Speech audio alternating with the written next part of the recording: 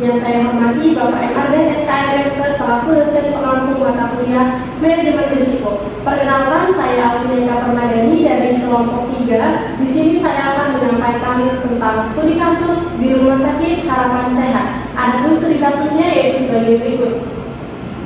Rumah Sakit Harapan Sehat mengalami peningkatan kejadian jatuh pasien dan keterlambatan pelaporan insiden medis di unit rawat inap selama 3 bulan terakhir.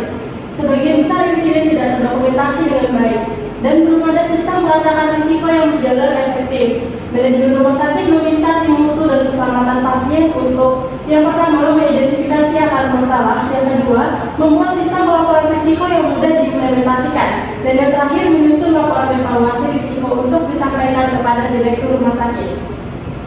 Baik, kita masuk ke identifikasi risiko. Yang pertama yaitu peningkatan kejadian jatuh pasien disebabkan oleh kurangnya asesmen rutin, edukasi, dan alat bantu, serta rasio perawat yang tinggi. Dampaknya berupa cedera pasien, turunnya kepercayaan, dan potensi klaim hukum. Ini termasuk dengan risiko klinis karena berkaitan dengan keselamatan pasien. Yang kedua, keterlambatan pelaporan insiden medis disebabkan oleh rendahnya pemahaman staf, prosedur rumit, dan kurangnya pengawasan. Dampaknya, insiden berulang, data hilang, dan respon keselamatan lambat. Ini termasuk risiko klinis karena bersangkutan dengan mutu serta kualitas pelayanan serta keselamatan pasien. Yang ketiga, dokumentasi insiden tidak lengkap akibat tidak adanya format standar, kurangnya pelatihan dan audit. Dampaknya, analisis tidak akurat, data tidak valid, dan evaluasi mutu terhambat. Ini termasuk non klinis. Dan yang terakhir, tidak ada sistem pelacakan risiko karena kurangnya kebijakan, sumber daya manusia, dan teknologi. Dampaknya, risiko tidak terdeteksi, insiden berulang, dan laporan mutu terhambat. Ini termasuk risiko non klinis. Kita masuk ke pelaporan risiko. Di sini ada jenis risiko, lokasi, waktu, penyebab, dampak, tindakan sementara, penanggung jawab, serta status tindak lanjut. Kita masuk ke risiko pertama, yaitu pasien jatuh di ruang rawat inap. Lokasinya ruang mawar, waktunya 2 Oktober 2025. Penyebabnya tidak dilakukan asesmen risiko, kurang alat bantu, rasio perawat tinggi. Dampaknya, cedera ringan, potensi klaim jika rumah sakit menurun. Tindakan sementaranya pertolongan pertama dan asesmen ulang risiko jatuh. Penanggung jawabnya, kepala ruangan dan perawat penanggung jawab. Status tindak lanjutnya dalam tindak lanjut. Risiko yang kedua yaitu keterlambatan pelaporan insiden medis. Lokasinya instalasi gawat darurat dan rawat inap.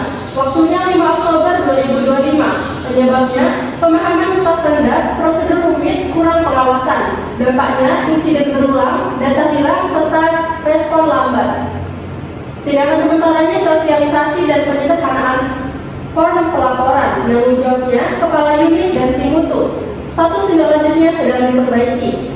Risiko yang ketiga, dokumentasi insiden tidak lengkap. Lokasinya seluruh unit pelayanan. Waktunya 7 Oktober 2025. Penyebabnya tidak ada format standar, pelatihan minim, serta audit belum rutin. Dampaknya, data tidak valid, evaluasi mutu terhambat. Tindakan sementaranya membuat format laporan baku dan pelatihan staf. Penanggung jawabnya tim mutu dan keselamatan pasien. Status tindak lanjutnya selesai sebagian. Kita masuk ke risiko yang terakhir, yaitu tidak ada sistem pelacakan risiko. Lokasinya rumah sakit secara keseluruhan. Waktunya 9 Oktober 2025. Penyebabnya tidak ada kebijakan manajemen risiko, keterbatasan sumber daya manusia, serta teknologi informasi. Dampaknya, risiko tidak terdeteksi, laporan mutu tidak optimal, tindakan sementara, membuat tim pelacakan dan menyusun kebijakan risiko. Penanggung jawabnya, manajemen mutu dan direktur rumah sakit. Status tindak lanjutnya dalam proses implementasi. Selanjutnya kita masuk ke pelacakan risiko atau risk taking. Di sini ada jenis risiko, kategori risiko, tingkat risiko awal, tindakan mitigasi, penanggung jawab, target waktu penyelesaian, status tindak lanjut, serta keterangan atau monitoring. Kita masuk ke risiko yang pertama, yaitu kejadian pasien jatuh di unit rawat inap. Kategori risikonya klinis karena berkaitan dengan keselamatan pasien. Tingkat risiko awalnya tinggi, tindakan mitigasinya ada 3. Yang pertama, revisi standar operasional prosedur, asesmen risiko jatuh. Yang kedua, edukasi staf dan keluarga. Yang ketiga, pengadaan alat bantu seperti bed rail atau anti-slip. Penanggung jawabnya yaitu kepala ruangan dan tim keselamatan pasien. Target waktu penyelesaian 31 Oktober 2025. Status tindak lanjutnya dalam tindak lanjut. Keterangan atau monitoring, edukasi sudah dilakukan, alat bantu masih proses proses pengadaan. Risiko yang kedua yaitu keterlambatan pelaporan insiden medis. Kategori risikonya klinis karena berkaitan dengan mutu dan keselamatan pasien. Tingkat risiko awalnya sedang, tindakan mitigasinya yang ketiga. Yang pertama, sosialisasi pentingnya pelaporan, penyederhanaan form dan alur pelaporan. Yang ketiga, monitoring laporan oleh kepala unit, penanggung jawabnya kepala unit dan tim mutu. Target waktu penyelesaiannya 25 Oktober 2025. Status tindak lanjutnya sudah diperbaiki. Keterangan atau monitoring form pelaporan baru diuji coba di instalasi gawat darurat. Kita masuk ke risiko yang ketiga, yaitu dokumentasi insiden tidak lengkap dan tidak seragam. Kategori risiko yang klinis karena berkaitan dengan administrasi atau manajerial.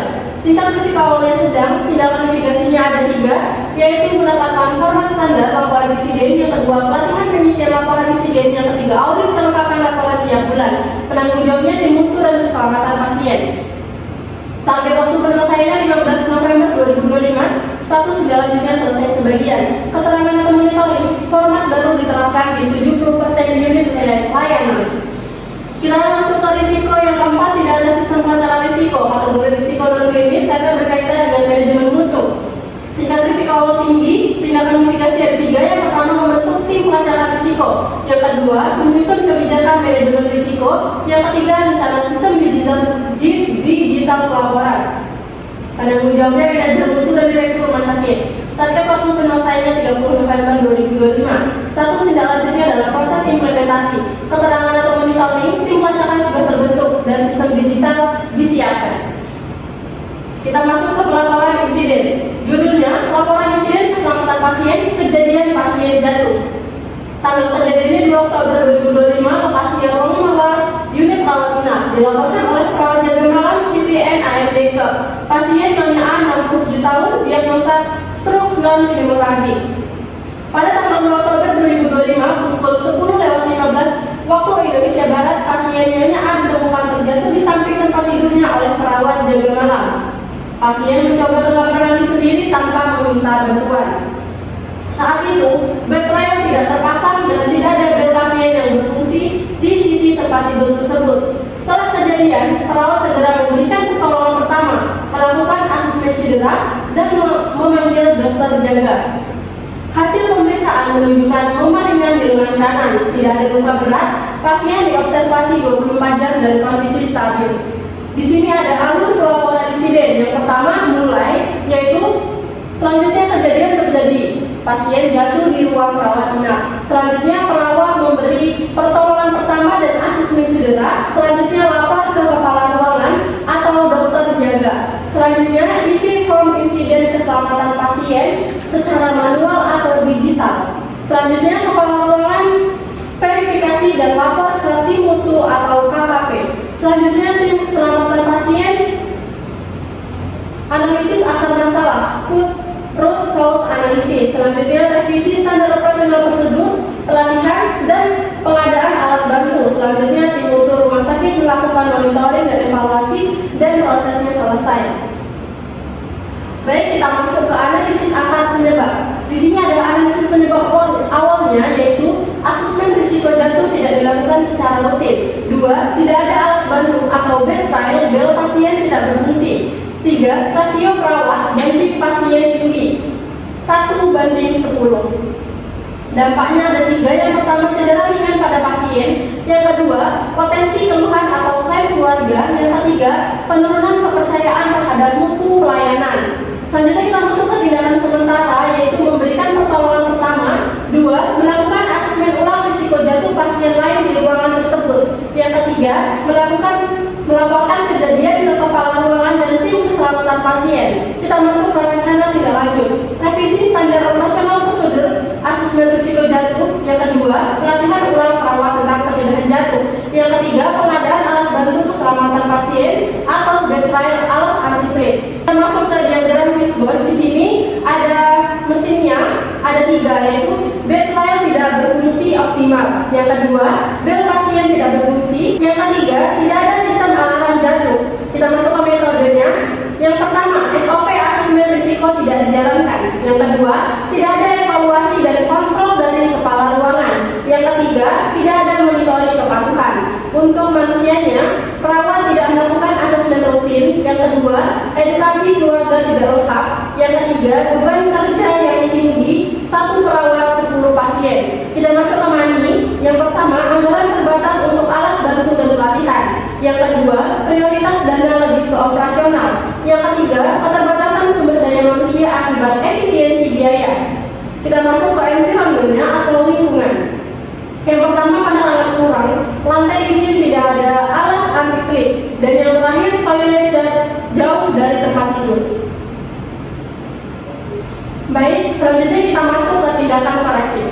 Di sini ada asesmen ulang risiko jatuh dan edukasi keluarga oleh kepala ruangan dan perawat. Target selesai 7 hari. Selanjutnya kita masuk ke metode penegasan pelaksanaan standar operasional prosedur asesmen risiko jatuh melalui briefing dan audit oleh kepala ruangan dan tim mutu. Targetnya 14 hari. Kita masuk ke mesin, perbaikan bed rail, bel pasien, dan alat bantu jalan oleh Satpas. Ditargetkan selesai dalam 14 hari. Kita masuk ke environment, yaitu pembersihan area licin, pemasangan alas anti-slip, dan perbaikan pencahayaan oleh tim K3RS dan Satpas dalam 1 bulan. Yang terakhir, money, pengajuan dana darurat untuk perbaikan alat keselamatan dan pelatihan staf oleh keuangan dan manajemen, target 1 bulan. Kita masuk ke tindakan preventif. Yang pertama, pelatihan pencegahan jatuh bagi seluruh perawat oleh bidang keperawatan dan diklat rumah sakit. Target 15 November 2025. Untuk metodenya, revisi dan sosialisasi standar operasional prosedur, asesmen risiko jatuh dengan evaluasi rutin oleh tim mutu dan keselamatan pasien, target 30 Oktober 2025.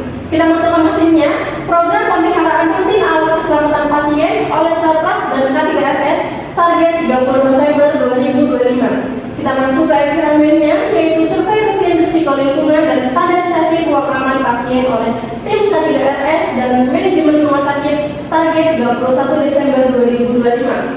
Untuk money-nya, integrasi program keselamatan pasien dalam anggaran tahunan oleh Direktur Keuangan dan Pelayanan. Targetnya 31 Desember 2025. Kita masuk ke output. Tidak ada kejadian jatuh berulang, asesmen risiko 100% patuh, alat bantu berfungsi optimal, lingkungan aman sesuai K3RS. Anggaran keselamatan menjadi prioritas dan budaya keselamatan meningkat di seluruh unit. Baik, yang terakhir yaitu kesimpulan. Berdasarkan studi kasus di Rumah Sakit Harapan Sehat, kejadian pasien jatuh disebabkan oleh lemahnya budaya keselamatan, ketidakpatuhan standar operasional prosedur, kurangnya pelatihan, dan sarana yang belum optimal. Diperlukan pelatihan, revisi standar operasional prosedur, perawatan alat rutin, serta anggaran berbasis risiko untuk meningkatkan mutu dan mencegah kejadian serupa. Baik, itu tadi penyampaian materi tentang studi kasus yang ada di Rumah Sakit Harapan Sehat. Kurang dan lebihnya saya mohon maaf. Saya akhiri, wabillahi taufiq wal hidayah. Wassalamualaikum warahmatullahi wabarakatuh.